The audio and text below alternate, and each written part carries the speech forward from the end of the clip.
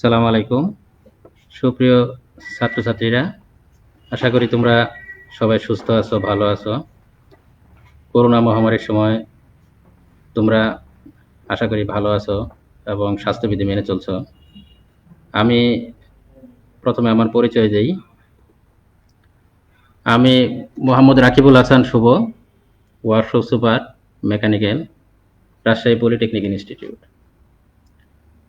তো তোমরা এখন একটা সার্বিক অবস্থার কারণে, করোনা মহামারীর কারণে যেহেতু আমাদের ক্লাস সামনাসামনি নেওয়া যাচ্ছে না, তাই তোমাদের পরিচয়টা নেওয়া সম্ভব হচ্ছে না। তো আশা করতেছি এই পরিস্থিতি এরকম থাকবে না, একসময় সব স্বাভাবিক হবে। তখন আমরা তোমাদের সাথে এরকম মিট করতে পারবো, তোমাদের পরিচয় নিতে পারবো এবং তোমাদের সাথে অনেক ভালো মন্দ শেয়ার করতে পারবো। তো সেই প্রত্যাশা রইল। আর আমি এখন ক্লাস নেওয়া শুরু করতেছি। তো আমি যে সাবজেক্টের ক্লাস নিব এবং আজকে যেটা নিচ্ছি, তো সেই সাবজেক্টটা হচ্ছে মেকানিক্যাল ইঞ্জিনিয়ারিং ম্যাটেরিয়ালস। তো এই সাবজেক্টে ক্লাস নিব। তো আমাদের প্রত্যেকটা, তোমরা যেহেতু নতুন, তোমরা এই পলিটেকনিক্যালে এই প্রথম ফার্স্ট ইয়ারে আসছো, তো তোমরা অনেক কম্পিটিশনের ভিতরে আসছো। তো এটা মেধাবী ছাত্ররা এখানে আসতে পারে, আর এখান থেকে তোমার প্রচুর সম্ভাবনা আছে। প্রথমে একটু শুরুতে বলিনি যে তোমাদের প্রচুর সম্ভাবনা আছে চাকরির ক্ষেত্রে। টেকনিক্যাল সাইডে বাংলাদেশ সরকার অনেক চাকরির অপরচুনিটি রাখছে, এবং এখান থেকে পাশ করার পরে কেউ বসে থাকে না, যে যাই কোনো একটা কিছু করে এবং ভালোই করে। তো আশা রাখি তোমাদের এই ডিসিশনটা এখানে খারাপ হয় নাই, ভালোই হয়েছে এখানে আসা। তো এখন আমি যে সাবজেক্টে ক্লাস নিব, তো এটাতে এসে যাই। মেকানিক্যাল ইঞ্জিনিয়ারিং ম্যাটেরিয়ালস, বিষয় কোড 67013। তো আমাদের প্রত্যেকটা সাবজেক্টেরই একটা করে বিষয় কোড আছে। তো এটা সম্বন্ধে একটু বলি যে আসলে এটা জিনিসটা কি, বিষয় কোডটা। তো এখানে আমার বিষয় কোড, এখানে যদি আমি একটু খেয়াল করি, এখানে প্রথমে আছে 6 মানে 6। তো এটা আমাদের বলা হয় প্রবিধান মানে সিলেবাস। যখন একটা প্রবিধান বা সিলেবাস করা হয়, যেরকম 2016 সালে এই প্রবিধানটা করা হয়েছে, সিলেবাসটা করা হয়েছে, সেহেতু এই 2016-র 6টা ইউজ করা হয়েছে। আবার কোনো সময় এরকম 10 সালে এক প্রবিধান করা হয়েছিল, 2010। তো এরকম করে বিভিন্ন সময় সিলেবাস চেঞ্জ হয়, প্রবিধান চেঞ্জ হয়। তো আমাদের যেহেতু সর্বশেষ 2016-তে এই প্রবিধানটা করা হয়েছিল, তো এটার 6টা ইউজ করা হয়েছে। তারপর আছে 70। তো এটা কি? এটা হচ্ছে আমাদের মেকানিক্যাল ডিপার্টমেন্টের কোড। তো 70 বলতে মেকানিক্যাল ডিপার্টমেন্ট বোঝায়। বিভিন্ন ডিপার্টমেন্টের জন্য বিভিন্ন ধরনের কোড ইউজ করা হয়, যেরকম ইলেকট্রিক্যালের জন্য 67, কম্পিউটারের জন্য 66, এরকম বিভিন্ন ধরনের কোড ইউজ করা হয়। তো এখানে 70 বলতে আমরা মেকানিক্যাল ডিপার্টমেন্টকে বুঝাই। তারপরে আছে 1টা হচ্ছে, এটা ফার্স্ট সেমিস্টার বোঝাচ্ছে, 2 হলে সেকেন্ড সেমিস্টার, 3 হলে থার্ড সেমিস্টার।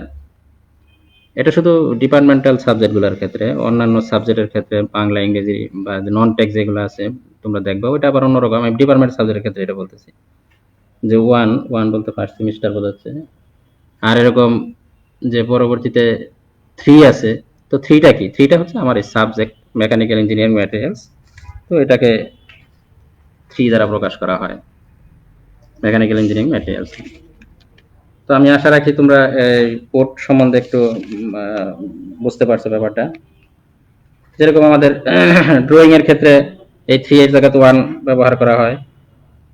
তারপরে তোমার এরকম তোমার বিভিন্ন দেখা গেছে বিভিন্ন সাবজেক্টের ক্ষেত্রে বিভিন্ন, যেরকম আমাদের মেকানিক্যাল ইঞ্জিনিয়ারিং ম্যাটেরিয়ালস এর ক্ষেত্রে 3 ব্যবহার করা হয়। তাহলে আমি আরেকটু বলি যে বিষয় কোড প্রথমে 6 হচ্ছে আমাদের 2016 প্রবিধানের 6, 70 হইতেছে মেকানিক্যাল ডিপার্টমেন্ট বোঝাচ্ছে, 1 মানে ফার্স্ট সেমিস্টার, আর 3 মানে হইতেছে আমার এই সাবজেক্টের বিষয় কোডটা, সাবজেক্টের কোডটা। আচ্ছা, আমি এখন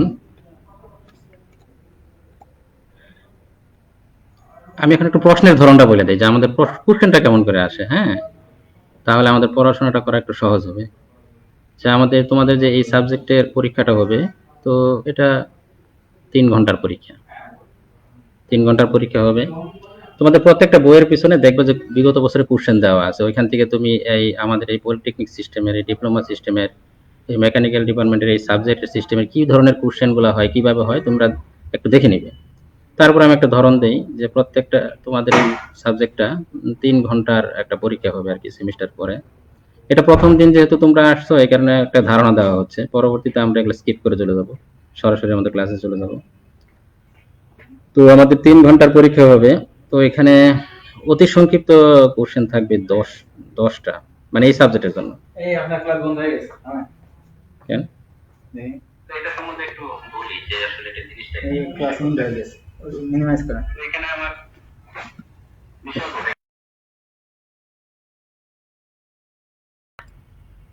তো এটা আমাদের ইন লাইভ বলা হয় প্রবিধান, মানে সিলেবাস চলছেই তো এখানে লাইভ। একটা প্রবিধান বা সিলেবাস এখানে দেখছে শেষ হয়ে গেছে।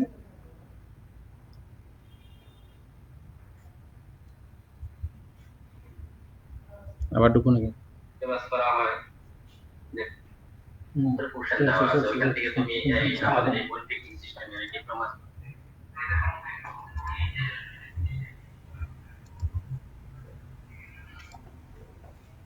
সরি আমি আবার আমার ক্লাসে চলে আসছি, হ্যাঁ একটু। তো আমাদের এই সাবজেক্টের পরীক্ষা 3 ঘন্টার হবে। তো এখানে অতি সংক্ষিপ্ত প্রশ্ন থাকে 10টা, এবং 10টা থাকবে এবং 10টারই অ্যান্সার দিতে হবে। প্রত্যেকটাতে 1 করে মার্ক থাকবে। তো এখানে কোনো অতিরিক্ত কোশ্চেন দেওয়া থাকবে না যে না 15টার মধ্যে 10টা বা 12টার মধ্যে 10টা, এরকম না, 10টার মধ্যে 10টাই দিতে হবে। তো এখানে ছোট ছোট প্রশ্নগুলো আসে সংজ্ঞা ভিত্তিক। তোমরা পিছনে প্রত্যেকটা বইয়ের পিছনে কোশ্চেনগুলো দেখলে বুঝতে পারবে। মনে করো সংজ্ঞা ভিত্তিক যে প্রকৌশল সামগ্রী কি, অথবা কাস্ট আয়রন বলতে কি বোঝো, মানে সংখ্যা যে ছোট ছোট জিনিসগুলো আছে এগুলো আসে। আচ্ছা, তারপরে আছে সংক্ষিপ্ত প্রশ্ন। সংক্ষিপ্ত প্রশ্নটা কি? সংক্ষিপ্ত প্রশ্ন থাকবে 10টা, তো প্রত্যেকটাতে 2 করে মার্ক থাকবে। তো এটাতে অতি সংক্ষিপ্তের চাইতে একটু বড় কোশ্চেন হবে। যে অতি সংক্ষিপ্ত যে ছিল যে সংজ্ঞার মতো ছোট ছোট অ্যান্সার, তো এইরকম। আর সংক্ষিপ্ততে কি হবে, একটু বড় হবে। যেরকম মনে করো আসতে পারে যে 4টি অলৌহজ ধাতুর পদার্থের নাম লেখো, এরকম ছোট ছোট কোশ্চেন আসতে পারে, মানে সংজ্ঞার চাইতে একটু বড়। বা সিমেন্টের উপাদানগুলো শতকরা হিসাব লেখো, ওই সংক্ষিপ্ত অতি সংক্ষিপ্তের চাইতে একটু বড়। তো এরকম আসবে 20টা কোশ্চেন, সরি 10টা কোশ্চেন। 10টাতে প্রত্যেকটাতে 2 করে মার্ক থাকবে, 20 মার্ক। তারপরে হচ্ছে রচনামূলক কোশ্চেন। রচনামূলক কোশ্চেন অবশ্য একটু ছাড় দেওয়া হয়েছে। তো এখানে তোমার 6টা কোশ্চেন থাকবে, 6টার মধ্যে 5টার অ্যান্সার দিতে হবে, এবং প্রত্যেকটা থেকে 6 করে মার্ক, 5 6 30। তো এরকম রচনামূলক কোশ্চেনগুলো তো আমরা বুঝতেই পারতেছি একটু বড় হবে, অতি সংক্ষিপ্ত সংক্ষিপ্ত চাইতে একটু বড়। তোমাদের একটা এক্সাম্পল দেই, যেরকম এরকম আসতে পারে যে তোমার শিল্প কারখানায় ব্যবহৃত ফেরাস মেটালের বর্ণনা দাও, মানে বর্ণনা ভিত্তিক কোশ্চেন আসতে পারে।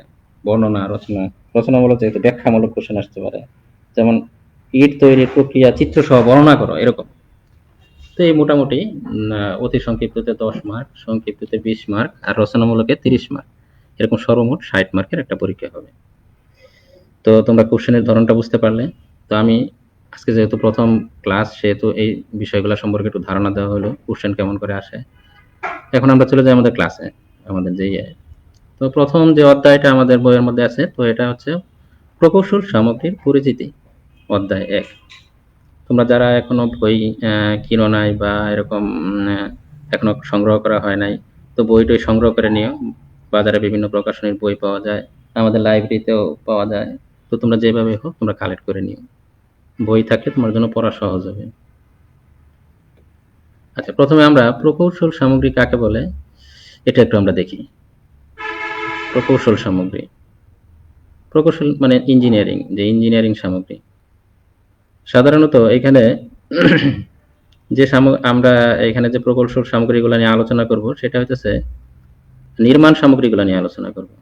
অর্থাৎ ইঞ্জিনিয়ারিং নির্মাণ তৈরি, কোনো একটা এরকম কোনো কিছু একটা নির্মাণ তৈরি করতে হলে, যেরকম বিল্ডিং বা এরকম যে ব্রিজ বা তোমার এরকম রাস্তাঘাট, তো এগুলো তৈরি করতে হলে যে জিনিসগুলো প্রয়োজন, তো এগুলাকে সংক্ষেপে প্রকৌশল এগুলোকে প্রকৌশল সামগ্রী বলা হয়।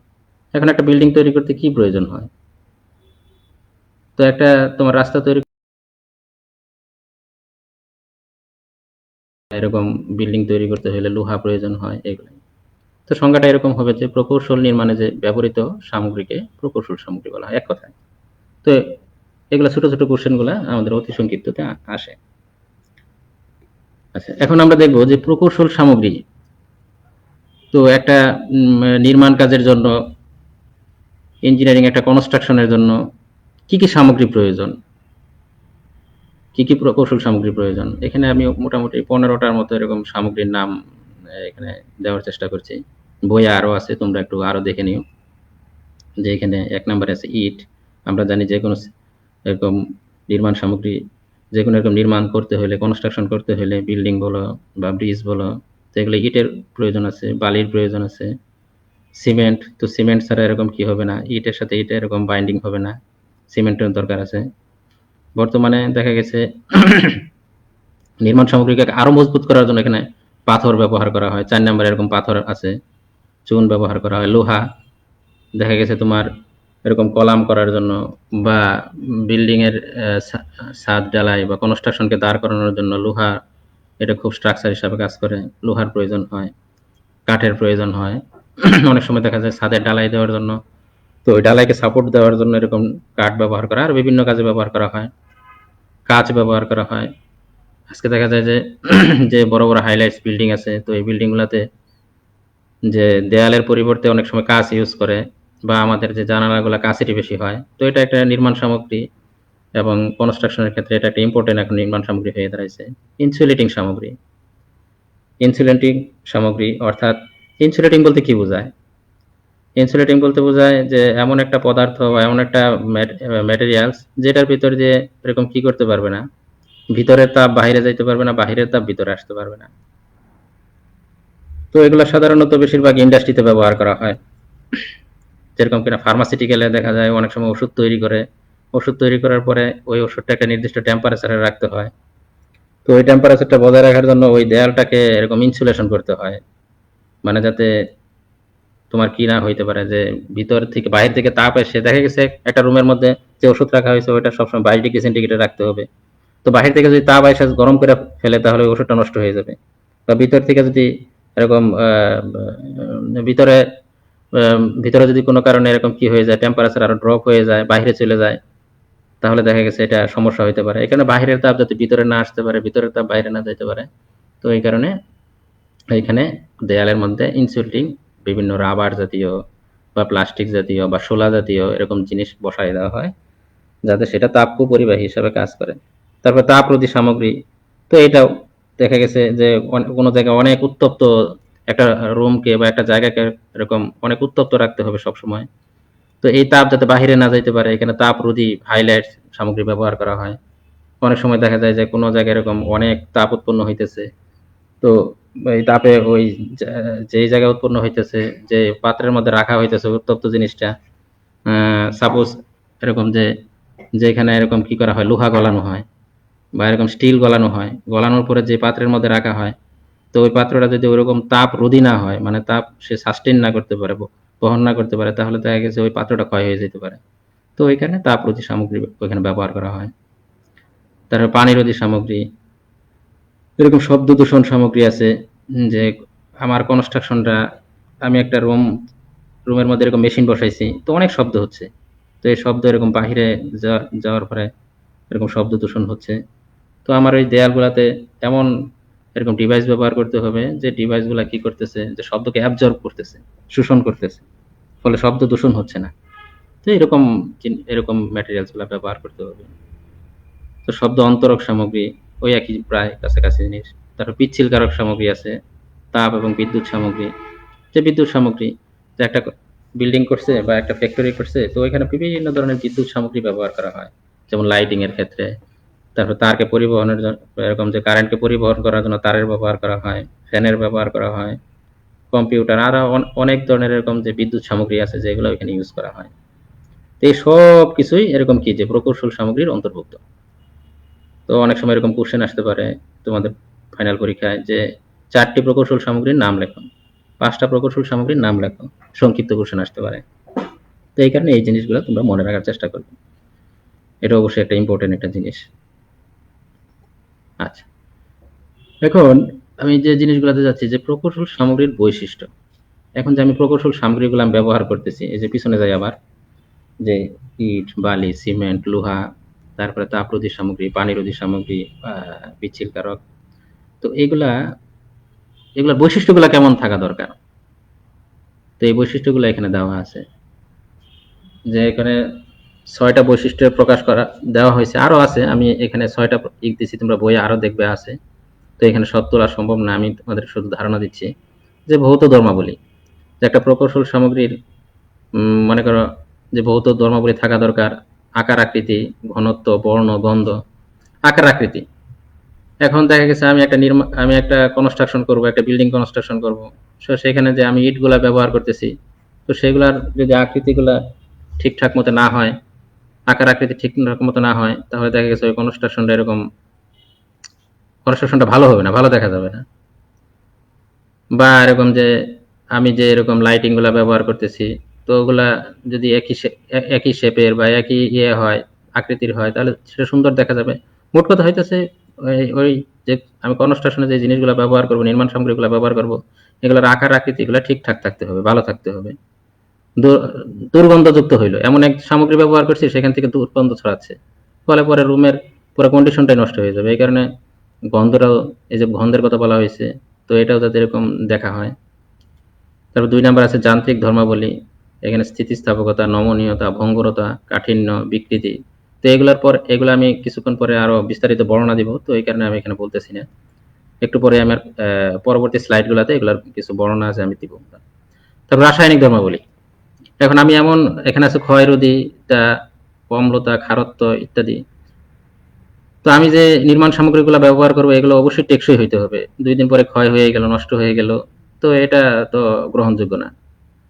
তো এমন ভাবে হইতে হবে যাতে পরিবেশের সাথে, তারপরে এরকম তোমার পানির সাথে বা আবহাওয়ার সাথে যাতে এরকম কি হয়, আমার নির্মাণ সামগ্রীগুলো সাস্টেইন করতে পারে, ও যাতে ক্ষয় না হয়, বা ক্ষয় হলে অনেক পর্যায়ে ক্ষয় হয়।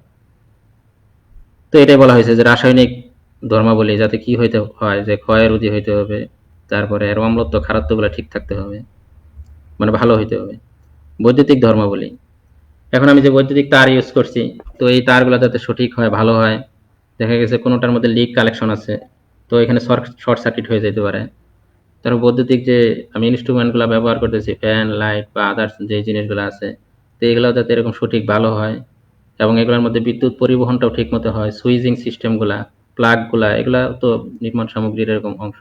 তো এগুলো যাতে এরকম কি থাকে, প্রপার ভাবে থাকে, ভালো থাকে, তো এটার দিকে এরকম খেয়াল রাখতে হবে। মোট কথা হলো প্রকৌশল সামগ্রীগুলো যাতে আমার এরকম কি হয়, দীর্ঘমেয়াদী হয় এবং ওইটা থেকে ভালো আউটপুট পাওয়া যায়, এই জিনিসগুলো দেখতে হবে। তাপীয় ধর্মাবলী, দেখা গেছে এমন এক জায়গা, যেই জায়গায় একটা বিল্ডিং করা হয়েছে, তো একটা কোনো ইন্ডাস্ট্রির ক্ষেত্রে ওইখানে অনেক তাপ উৎপন্ন হইতেছে, এবং ওইখানে যে আমি ম্যাটেরিয়ালস গুলো ব্যবহার করছি কনস্ট্রাকশনের ক্ষেত্রে, তো এটা তাপে প্রসারিত হয়ে যাইতেছে বা বাঁকা হয়ে যাইতেছে। তো এরকম হওয়া যাবে না। তো এরকম যে কি থাকতে হবে এখানে, ওখানে যাতে হিট প্রডিউস হলেও ওই আমার নির্মাণ সামগ্রীগুলো এরকম কি থাকে, ঠিক থাকে, তো সেদিকে খেয়াল রাখতে হবে। তো এরকম চুম্বকীয় ধর্মাবলী, তো এগুলো সব কি করতে হবে, মোট কথা হলো যে আমার যে এই গুণাবলীগুলো আছে, ভৌত ধর্মাবলী, যান্ত্রিক ধর্মাবলী, রাসায়নিক ধর্মাবলী, বৈদ্যুতিক, তাপীয়, চৌম্বকীয়, সবগুলাই যাতে আমার নির্মাণ সামগ্রীর ক্ষেত্রে এরকম ভালো হয় এবং সঠিক হয়, সেই দিকে এরকম খেয়াল রাখতে হবে, যাতে সেটা দীর্ঘস্থায়ী সেরকম সাস্টেন করতে পারে, দীর্ঘস্থায়ী সেরকম টিকে থাকতে পারে, সেই দিকে আমার খেয়াল করতে হবে।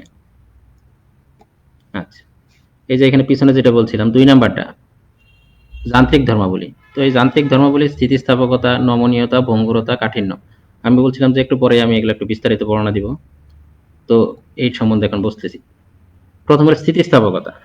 অনেক সময় তোমাদের কোশ্চেন আসে, কারণ এগুলো আমি কেন আলাদা করে দিচ্ছি, এই যে এখানে আছে স্থিতিস্থাপকতা, তারপরে আছে নমনীয়তা, তারপরে আছে ঘাত সহায়কতা, তারপরে আছে প্রসারতা, তারপরে আছে ভঙ্গুরতা, তারপরে আছে কাঠিন্য।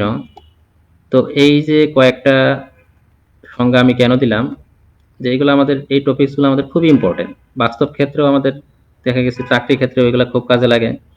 তারপরে হচ্ছে আমাদের পরীক্ষার সময় এগুলো অনেক সময় আসে। তো এগুলো সম্বন্ধে আমার আলাদাভাবে জানাটা খুবই জরুরি। তো আমি প্রথমে আলোচনা করি স্থিতিস্থাপকতা সম্বন্ধে। তোমরা জিনিসটা অবশ্যই বুঝতে পারবে, এটা সহজ জিনিস। যে স্থিতিস্থাপকতা কি, ইংলিশে বলা হয় ইলাস্টিসিটি। যে এখানে সংজ্ঞা হিসেবে আমি লিখছি যেটা, যে বস্তুর উপর বল প্রয়োগের ফলে বস্তুর বিকৃতি ঘটে এবং বস্তুর যে ধর্মের জন্য বল অপসারণের কারণে বস্তু পূর্ব অবস্থায় ফিরে আসে তাকে স্থিতিস্থাপকতা বলে। সংজ্ঞাটা যদি একটু জটিল মনে হইতেছে, আমি সহজ ভাষায় বলি, যে কোনো একটা বস্তুর উপর আমি বল প্রয়োগ করলাম, মনে করেন সাপোজ স্প্রিং এর উপর আমি এরকম টান দিলাম, সেটা কি হইলো, লম্বা হইলো। তো কিছুক্ষণ পরে ছেড়ে দিলে আবার কি হবে, যে আগের অবস্থায় ফিরে আসবে। আবার স্প্রিং এর উপর এরকম আমি চাপ দিলাম, ফলে সেটা সংকুচিত হইলো, কিছুক্ষণ পরে ছেড়ে দিলে আবার কি হবে, আগের অবস্থায় ফিরে আসবে। একটা রাবারকে টান দিলে সেটা লম্বা হবে, ছেড়ে দিলে আবার পূর্ব অবস্থায় ফিরে আসবে। এই যে কোনো একটা বস্তুর উপর বল প্রয়োগ করার ফলে বস্তুটার এরকম যে আকৃতির পরিবর্তন হইলো, কিন্তু আবার সে পূর্বের অবস্থায় বল অপসারণের পরে, বল সরানোর ফলে আবার পূর্ব অবস্থায় ফিরে আসলো, তো এই ধর্মটাকে বলা হয় স্থিতিস্থাপকতা। স্থিতিস্থাপকতা পাওয়া যায় স্প্রিং এর মধ্যে, রাবারের মধ্যে, তো বিভিন্ন ম্যাটেরিয়ালস এর ক্ষেত্রে পাওয়া যায়। তো আমরা স্থিতিস্থাপকতা বলতে কি বুঝলাম, যে এক কথায় যে কোনো বস্তুর উপর বল প্রয়োগ করার ফলে বস্তুটার যে আকৃতির পরিবর্তন ঘটে এবং বল অপসারণের পরে সে যদি পূর্ব অবস্থায় ফিরে আসে, তাহলে এই ধর্মটাকে বলা হয় স্থিতিস্থাপকতা। আশা করি তোমরা বুঝতে পারছো। এখানে আমি চিত্রের মাধ্যমে বোঝানোর চেষ্টা করছি। এই একটা স্প্রিং, এটা স্বাভাবিক অবস্থায় আছে, তো এটা যখন এরকম উপরের দিকে আমি একটা বল প্রয়োগ করলাম, তো উপরের দিকে বল প্রয়োগ করার ফলে এটা সংকুচিত হয়ে গেল। এখন যদি আবার এই বল প্রয়োগ করা ছেড়ে দেই, সে আবার কি করবে, সে আবার এরকম পূর্বের অবস্থায় ফিরে আসবে।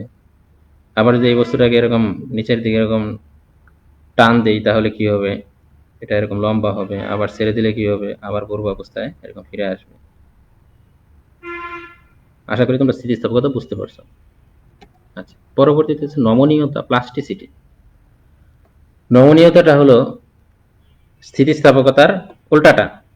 স্থিতিস্থাপকতাতে আমরা কি বলছিলাম, যে কোনো একটা বস্তুর উপর বল প্রয়োগ করব, বস্তুটার আকৃতির পরিবর্তন ঘটবে, আবার বল ছেড়ে দিলে আবার পূর্বের অবস্থায় ফিরে আসবে, তো এটাকে বলা স্থিতিস্থাপকতা। আর নমনীয়তাটা কি, যে কোনো একটা বস্তুর উপর বল প্রয়োগ করব, কিন্তু বল অপসারণ করার পরেও, ছেড়ে দেওয়ার পরেও সে আর পূর্বের অবস্থায় ফিরে আসবে না, নতুন একটা আকৃতি ধারণ করবে, তো এটাকে বলা হয় নমনীয়তা। এখানে একটা ফিগার তোমরা একটু খেয়াল করো, যে এখানে এই একটা বস্তু, আয়তাকার একটা বস্তুকে এখানে আটকানো হয়েছে। তো আটকানোর পরে তারপর এরকম আমি নিচের দিকে টান দিয়েছি, টান দেওয়ার পরে এটা লম্বা হয়েছে। তো লম্বা হওয়ার পরে আমি এই বলটা ছেড়ে দিছি, বলটা অপসারণ করছি, সরাই দিছি, কিন্তু সে আর পূর্বের অবস্থায় ফিরে আসতেছে না। তো ফিরে যদি না আসে, তাহলে এটা বুঝতে হবে যে এটি কি ধর্ম, এটা হচ্ছে নমনীয়তার ধর্ম। সে এখানে নমনীয়তা গুণ বৈশিষ্ট্য লাভ করছে। যেরকম কিনা একটা লোহা, তো তোমরা যখন এখানে আমাদের মেকানিক্যাল ডিপার্টমেন্টে আসবা, তখন এখানে দেখবা যে আমরা আমাদের একটা ল্যাব আছে, তো ওই ল্যাবে আমরা লোহার রডকে এরকম টেনে টেনে লম্বা করতেছি, আবার টেনে লম্বা করার পরে ছেড়ে দিলেও সে আর পূর্বের অবস্থায় ফিরে আসতেছে না। তো এটা হচ্ছে কি, এই নমনীয়তার বৈশিষ্ট্য। তাহলে নমনীয়তা বা প্লাস্টিসিটির যদি সংজ্ঞা আসে বা এরকম, এটার সংজ্ঞাটা আমরা কিভাবে দিব, যে কোনো বস্তুর উপর বল প্রয়োগের ফলে যদি বস্তুর আকৃতির পরিবর্তন ঘটে এবং বল অপসারণের পরে যদি সে পূর্বের অবস্থায় না ফিরে আসে, তাহলে সেটাকে বলা হবে নমনীয়তা। ঘাত সহগতা। এখন ঘাত সহগতা মানে কি, যে কোনো একটা বস্তু, সেই বস্তুর উপর আমি একটা চাপ দিব, তো চাপ দেওয়ার পরে তার একটা আকৃতি ছিল, সেই আকৃতি থেকে সে আরেকটা আকৃতিতে রূপ ধারণ করলো। সেরকম কি হয়ে গেল, বল প্রয়োগের ফলে সে কি হয়ে গেল, এরকম যে সে আরেকটা আকৃতি ধারণ করলো। তো সে এই আকৃতি ধারণ করতে যায় না, তার সে ভেঙে গেল না, এরকম যে ছিঁড়ে গেল, মানে অন্য কোনো হইলো না, তাহলে সেটাকে বলা হবে ঘাত সহগতা। তোমরা একটু খেয়াল করো, এখানে আগে যে বস্তুটা ছিল, এই বস্তুটা ছিল কি গোলাকার ছিল, তো এই গোলাকার বস্তুর উপর এরকম চাপ প্রয়োগ করছি, চাপ প্রয়োগ করার ফলে সে আয়তাকার হয়ে গেছে। তো এইটাই, যে একটা বস্তুর উপর চাপ প্রয়োগ করার ফলে বস্তুটা যদি বিচূর্ণ না হয়, না ভেঙে না যায় এবং বিস্তার লাভ করে। বিস্তার মানে কি, সেরকম যে আগে এতটুকু জায়গা দখল করেছিল, এখন সেরকম বিস্তৃত হয়ে গেছে, এরকম চ্যাপ্টা হয়ে গেছে, তো এটাকে বলা হবে ঘাত সহগতা। অর্থাৎ কোনো একটা বস্তুর উপর চাপ প্রয়োগ করলে যদি বস্তুটা কি হয়, যে ভেঙে না যে সেরকম কি হয়, বিস্তার লাভ করে, তাহলে সেটাকে বলা হবে ঘাত সহগতা। সংজ্ঞাগুলো কিন্তু আসে, খুব ইম্পর্টেন্ট এবং সব ক্ষেত্রে কাজে লাগে। ওদের ভবিষ্যতে চাকরির ভাইভাতে গেলেও এই সংজ্ঞাগুলা মাঝে মাঝে জিজ্ঞেস করে। আচ্ছা, প্রসারজতা, ডাক্টিলিটি। এখন ডাক্টিলিটি জিনিসটা কি, এখন ডাক্টিলিটিটা হচ্ছে যে কোনো বস্তুর উপর একটা জিনিস খেয়াল করি আমরা আগেরটার সাথে। আগেরটা আমরা কি করছিলাম, চাপ দিয়েছিলাম। মনে করো এই গোলাকার বস্তুটাকে ঘাত সহকার ক্ষেত্রে একটা টেবিলের উপর রেখে, টেবিলটা আঁকাই নেই, বোঝানোর জন্য বলতেছি, এটা টেবিলের উপর রেখে এখানে চাপ দিছি। আর প্রসারযতটা জিনিসটা কি, ডাক্টিলিটিটা কি, যেটাকে টান দিব, আগেটা চাপ দিছি এখনটা টান দিব। তো এখন টান দেওয়ার ফলে কি হবে, ওইটার সাথে আর এটার মধ্যে পার্থক্যটা হইতেছে এইটুকুই যে আগেটার মধ্যে চাপ বল প্রয়োগ করব আর এটার মধ্যে টান বল প্রয়োগ করব। একটার মধ্যে চাপ দিব আর এটার মধ্যে টান দিব। তো এটার মধ্যে আমরা টান দিছি, তো এটা এখানে আটকানো আছে একটা বস্তু, তো এই সাইড দিয়ে আমরা কি করছি, এরকম টান দিছি। টান দেওয়ার ফলে কি হয়েছে, টান দেওয়ার ফলে এটা লম্বা হয়েছে, লম্বা হয়েছে কিন্তু ছিঁড়ে নাই। ছিঁড়ার আগ পর্যন্ত যদি টান দিলে লম্বা হয় কিন্তু না ছিঁড়ে, ছিঁড়ার আগ পর্যন্ত ওই বৈশিষ্ট্যটাকে বলা হবে ডাক্টিলিটি বা প্রসারযতা। ছিঁড়বে না, কিন্তু যদি ছিঁড়ে যায় তাহলে সেটা অন্য বৈশিষ্ট্য লাভ করবে। এই যে দেখা যাচ্ছে কিছুক্ষণ পরে এরকম কি করবে, ছিঁড়ে যাবে। এই ছিঁড়ার আগ পর্যন্ত যে ইন্ড পয়েন্ট মানে হচ্ছে কিছুক্ষণ পরে সে ছিঁড়ে যাবে। তো এই ছিঁড়ার আগ পর্যন্ত সে কি যে বৈশিষ্ট্য লাভ করতেছে এটাকে বলা হবে ডাক্টিলিটি বা প্রসারযতা। আচ্ছা, তাহলে সংজ্ঞাটা কি হইতে পারে, সহজ জিনিস, যে কোনো বস্তুর উপর টানা বল প্রয়োগ করার ফলে বস্তুটা যদি না ছিঁড়ে এরকম লম্বা হয় তাহলে সেটাকে বলা, সেই বৈশিষ্ট্যটাকে বলা হবে প্রসারযততা বা ডাক্টিলিটি। অবশ্যই বলতে হবে যে না ছিঁড়ে, যে যদি ছিঁড়ে যায় তাহলে কিন্তু হবে না। আশা করি জিনিসটা বুঝতে পারছো। সবসময় পার্থক্য করে জিনিসগুলো বোঝার চেষ্টা করবা। তোমার এই যে ঘাত সহগতা, এটাতে ছিল যে চাপ বল প্রয়োগ করলে, আর এটাকে হচ্ছে কি তোমার টান বল প্রয়োগ করলে। আচ্ছা, তারপরে আছে ভঙ্গুরতা বা ব্রিটেলনেস। বস্তুর ভঙ্গুরতা, এটা তোমরা সিম্পল জিনিস, এটা নিজেরাই বুঝতে পারবা। যে তোমার বস্তুর উপর, বস্তুর এখানে সংজ্ঞা লেখা হয়েছে, বস্তুর যে ধর্মের জন্য প্রযুক্ত বলের প্রভাবে বিকৃত না হয়ে সামান্য বিকৃতি না হয়ে বা সামান্য বিকৃতি হয়ে বস্তু ভেঙে বা ছিঁড়ে যায় তাকে ভঙ্গুরতা বলে। আচ্ছা, সংজ্ঞা আমি একটু সহজভাবে জিনিসটা বোঝাই দিই। কোন একটা বস্তুর উপর এইগুলাতে যেরকম, একটু পিছনে যাই বোঝানোর জন্য, এগুলাতে যেরকম আমি টানতেছি, এগুলাতে যেরকম চাপ দিতেছি, এগুলাতেও বল প্রয়োগ করতেছি, তো এগুলাতে কি হয়েছে, এগুলাতে বল প্রয়োগ করার ফলে সে চ্যাপটা হয়েছে, এগুলাতে বল প্রয়োগ করার ফলে এরকম হয়েছে, লম্বা হয়েছে। কিন্তু এই বস্তুটার উপরে এই যে ভঙ্গুরতা, এটার উপরে বল প্রয়োগ করার ফলে না সে লম্বা হয়েছে হইলেও খুব কম, না সে চ্যাপটা হয়েছে সাথে সাথে ভেঙে গেছে। তো এই বৈশিষ্ট্যকে বলা হবে ভঙ্গুরতা বা ব্রিটেলনেস। তো এটা দেখা যায় সাধারণত মাটির তৈরি জিনিসের ক্ষেত্রে, বা এরকম যে তোমার ইয়ের ক্ষেত্রে, এই কাচের জিনিসের ক্ষেত্রে। এই যে এখানে মাটির একটা পাত্র দেখানো হয়েছে, তো এটার মধ্যে বল প্রয়োগ করার ফলে না সে প্রসারিত হয়েছে না সে সংকুচিত হয়েছে, ভেঙে গেছে। তো এটাকে বলা হয় ভঙ্গুরতা বা ব্রিটেলনেস। তো এই যে কাচের বস্তুর উপর, তো কাঁচ বস্তুর উপর বল প্রয়োগ করা হয়েছে, তো এটা না লম্বা হয়েছে না এরকম চ্যাপ্টা হয়েছে, সেরকম কি হয়েছে, ভেঙে গেছে। তো এটাকে বলা হবে ভঙ্গুরতা। আচ্ছা, কাঠিন্য, টাফনেস। বলা হয়েছে যে কোনো একটা বস্তুর উপর আমি বল প্রয়োগ করলাম, বল প্রয়োগ করার পরে বস্তুটা এরকম কিছুক্ষণ বাঁকতেছে, বাঁকতে বাঁকতে বাঁকতে বাঁকতে সেরকম ভাঙতেছে না। তো এই ভাঙতেছে না, তো ভেঙে গেলে তো সেই বৈশিষ্ট্যটাকে আমরা কি বলবো দেখি তো, এটাকে বলবো আমরা ভঙ্গুরতা। কিন্তু সে এরকম কি করতেছে, ভাঙতেছে না, তো ওই পর্যন্ত তাকে বলা হবে যে তার টাফনেস, ওই বৈশিষ্ট্যটাকে বলা হবে তার টাফনেস। সংক্ষেপে বলা বলা হবে, বাংলায় বলা হবে কাঠিন্য। এই দেখো একটা রডের মতো, এই রডটাকে বল প্রয়োগ করা হচ্ছে, বল প্রয়োগ করা হচ্ছে, কিন্তু সে ভাঙতেছে না।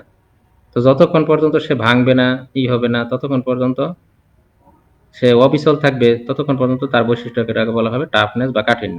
এই ভেঙে গেলে কি বৈশিষ্ট্য লাভ করবে, ভেঙে গেল, ভেঙে গেলে দেখো এই যে ভঙ্গুরতা, মানে এই বৈশিষ্ট্য লাভ করবে। এখন সে আর টাফনেস এর মধ্যে নাই, এখন সে ব্রিটেলনেস হয়ে গেছে। ভঙ্গুরতার ইংলিশ কি, ভঙ্গুরতার হলো ব্রিটেলনেস। তো এটাই আমি একটা পার্থক্য করে দেখানোর জন্য দুইটা একসাথে আঁকাইছি, যে যতক্ষণ পর্যন্ত তারপরে বল প্রয়োগ করবো সে না ভাঙবে, অবিচল থাকবে, তো সেটাকে বলা হয় টাফনেস বা কাঠিন্য। যেই ভেঙে গেল তখন এই রডটার আর ওই কাঠিন্য বৈশিষ্ট্য থাকলো না, সে হয়ে গেল কি ব্রিটেলনেস। এই যে নিচে দেওয়া হয়েছে ব্রিটেলনেস, ব্রিটেল মানে কি ভঙ্গুরতা। এই যে এটা ভঙ্গুরতা। তোমরা যদি সংখ্যাগুলো একটা আরেকটার সাথে একটু পার্থক্য করে দেখো না, তাহলে খুব বুঝতে সহজ হয়। আমি তারপর আবার রিভিউ করবো, দাঁড়াও সংখ্যাগুলো আমি আরেকটু, কারণ খুব ইম্পর্টেন্ট। যে স্থিতিস্থাপকতা বলতে কি বোঝায়, কোনো একটা বস্তুর উপর বল প্রয়োগ করবো, বল অপসারণ করার পরে আবার পূর্বাবস্থায় ফিরে আসবে, তো এটাকে বলা হবে স্থিতিস্থাপকতা। নমনীয়তা কি তার উল্টাটা, যে কোনো একটা বস্তুর উপর বল প্রয়োগ করব, বল প্রয়োগ করার পরে বল অপসারণের পরে আবার যদি পূর্ব অবস্থায় না ফিরে আসে সেটাকে বলা হবে নমনীয়তা বা প্লাস্টিসিটি। আচ্ছা, ঘাত সহগতা, মেলেবিলিটি। তো এটা কি, কোনো একটা বস্তুর উপর চাপ প্রয়োগ করলে, চাপা বল প্রয়োগ করলে যদি বস্তুটা কি হয়ে যায়, বিস্তার লাভ করে বা চ্যাপ্টা হয়ে যায়, বা অন্য একটা আকৃতি ধারণ করে, সেটাকে বলা হবে, চাপ বল প্রয়োগ করলে কিন্তু এটা লেখা লাগবে, তো সেটাকে বলা হবে ঘাত সহগতা। আর প্রসার্যতা কাকে বলা হয়, তার উল্টাটা, ওই ঘাত সহগতার ইয়ে, ঘাত সহগতার উল্টাটা, যে কি বস্তুর উপর আগেটা ছিল চাপ বল প্রয়োগ করলে, এটার উপর টান বল প্রয়োগ করলে, তোমরা পার্থক্যগুলো বুঝতে পারতেছো তো, আমি আশা রাখি তোমরা বুঝতে পারতেছো। তো এটার উপর টান বল প্রয়োগ করলে যদি বস্তুটা প্রসারিত হয়, আগেটা চাপ প্রয়োগ বল প্রয়োগ করলে, আর এটা হচ্ছে টানা বল প্রয়োগ করলে। আচ্ছা, এখন তাহলে ভঙ্গুরতা আর কাঠিন্য এই দুইটার মধ্যে পার্থক্য কি? ভঙ্গুরতা হইতেছে ভেঙে যাওয়া, এটাকে বলা হয় ভঙ্গুরতা। আর কাঠিন্য কি, ভাঙার আগ পর্যন্ত সে যে বাঁকা হইতেছে বা এরকম তার অস্তিত্ব টিকাই রাখতেছে, তো এটাকে বলা হয় টাফনেস, কাঠিন্যতা। পার্থক্যগুলা নিশ্চয়ই বুঝতে পারছো একটা আরেকটার সাথে। আচ্ছা, এখন আমি আশা করি যে তোমরা এই সংজ্ঞাগুলো ভালো করে বুঝতে পারছো। এখন দেখো যে আমাদের যে প্রকৌশল সামগ্রীগুলো আছে, নির্মাণ সামগ্রীগুলো, এগুলো আমি আগে আলোচনা করছি, ইট, বালি, সিমেন্ট, পাথর ইত্যাদি ইত্যাদি। তো এইগুলা যখন কোনো কনস্ট্রাকশনের কাজে ব্যবহার করা হয়, যেরকম রাস্তা তৈরি করার কাজে, ব্রিজ তৈরি করার কাজে, বা শিল্প কারখানায়, বিভিন্ন নির্মাণ সামগ্রীতে তো ব্যবহার করা হয়, তো এটার আগে পরীক্ষা করা হয়। তো পরীক্ষা না করে কিন্তু এরকম করা হয় না, কারণ একটা রড আমি ইউজ করলাম এটা কনস্ট্রাকশনের ক্ষেত্রে, তো এই রডটা সে সাপোজ যে পরিমাণ লোড ক্যারি করতে পারে, তো এটা যদি আমার জানা না থাকে সে কয় টন, 500 টন বা 100 টন এরকম লোড ক্যারি করতে পারে, এটা যদি আমি না জানতে পারি, তাহলে দেখা গেছে সে এরকম 100 টন লোড সহ্য করতে পারে, তো আমি এরকম 100-র উপরে দিয়ে দিলাম, তখন কি হবে, কনস্ট্রাকশনটা ভেঙে যেতে পারে। বা বালি, কতটুকু বালি আমার এই কনস্ট্রাকশনের ক্ষেত্রে লাগতে পারে, পাথর কি ধরনের পাথর লাগতে পারে, তারপর কাঠ কি ধরনের কাঠ এখানে ব্যবহার করা দরকার, কোন কাজটা এখানে ইউজ করা দরকার। দেখা গেছে অনেক জায়গায় প্রবল বাতাস হচ্ছে সামুদ্রিক জায়গায়, তো ওইখানে যে কাজটা আমি ব্যবহার করব, অবশ্যই এটা কি হইতে হবে, সেখানে দেখা যায় প্রথম ধাপে বাতাস ফ্লো করে প্রবাহিত হয়, দেখা যাচ্ছে নর্মাল কাজ দিলে সেটা ভেঙে যেতে পারে। তো এই কারণে নির্মাণ সামগ্রীগুলো তৈরি করার কাজে এই আগে এরকম কোন একটা নির্মাণ কনস্ট্রাকশন করার কাজ আগে এরকম নির্মাণ সামগ্রীগুলো টেস্ট করা হয়, পরীক্ষা করা হয়, সে এরকম কতটুকু সে এরকম কি করতে পারবে ওই কনস্ট্রাকশনের জন্য উপযোগী। তো এটা করা হয়। এখন এগুলা করার জন্য বিভিন্ন ধরনের প্রতিষ্ঠান আছে, তো এখানে কয়েকটা প্রতিষ্ঠানের নাম এখানে আমি প্রকাশ করছি। যে বাংলাদেশে যেটা আছে, এগুলো বিভিন্ন দেশের। বাংলাদেশে আছে BSTI, Bangladesh standard testing institute, এরকম বিভিন্ন দেশে বিভিন্ন ধরনের আছে, যেরকম এখানে আছে, মানে ওই নির্মাণ সামগ্রীগুলো টেস্ট করার জন্য এইগুলো প্রতিষ্ঠানের নাম: BSI, British standard institute; ASTM, American society of testing materials; BSTI তো বললামই, এটা বাংলাদেশের প্রতিষ্ঠান; ACI, American concrete institute; ASM, American society of metals; ASME, American society of mechanical engineers; SAE, society of automotive engineers. তো এই প্রতিষ্ঠানগুলো, আরো বিভিন্ন ধরনের প্রতিষ্ঠান আছে, আমি এখানে কয়েকটা প্রতিষ্ঠানের নাম দিলাম। তো এই প্রতিষ্ঠানের নামগুলো তোমরা মুখস্থ রাখার চেষ্টা করবা। অনেক সময় বিভিন্ন চাকরির ভাইভাতে জিজ্ঞেস করে যে কনস্ট্রাকশনের বা এরকম বিভিন্ন প্রতিষ্ঠানের নির্মাণ সামগ্রী বা কোনো একটা প্রোডাক্টের গুণগত মান, তো এগুলা যে প্রতিষ্ঠানগুলো আছে, যে গুণগত মান নির্ণয়ের যে প্রতিষ্ঠানগুলো আছে, তো একটু কয়েকটা নামের কথা বলো, কয়েকটা নাম এই করে প্রতিষ্ঠানের নাম বলো, এরকম আসে। এমনকি আমাদের কোশ্চেন গুলাতেও আসে, বিগত বছর যে বিভিন্ন ধরনের কোশ্চেন হয়েছে, তো অনেক সময় এরকম আসে যে বিএসআই এটা সম্পূর্ণ রূপ লেখো, অথবা নিম্নোক্ত কয়েকটা প্রতিষ্ঠানগুলো সম্পূর্ণ রূপ লেখো, তখন দেওয়া থাকে বিএসআই, এএসটিএম, বিএসটিআই, মানে এগুলো বলতে কি বোঝে, এটার ইলাবোরেশনটা কি, এসিআই, যে এসিআই মানে কি, এরকম আসে। তো এই কারণে এটা ইম্পর্টেন্ট দেখে আমি এটা স্লাইডে নিয়ে আসছি। তোমরা এই যে এটার ইলাবোরেশন গুলা বা ব্যাখ্যাগুলা বিএসআই বলতে কি বোঝাচ্ছে, এসিআই বলতে কি বোঝাচ্ছে, আমেরিকান কনক্রিট ইনস্টিটিউট, তো এগুলো একটু মুখস্থ করে রাখবা, তোমাদের জন্য সুবিধা হবে। তো আজকে এই পর্যন্তই ছিল তোমাদের জন্য। তো আশা রাখি তোমরা বিষয়গুলো অনেকটা বুঝতে পারছো। আমার ক্লাসগুলা তোমরা ভালোভাবে নিতে পারছো এবং বিষয়গুলো বুঝতে পারছো।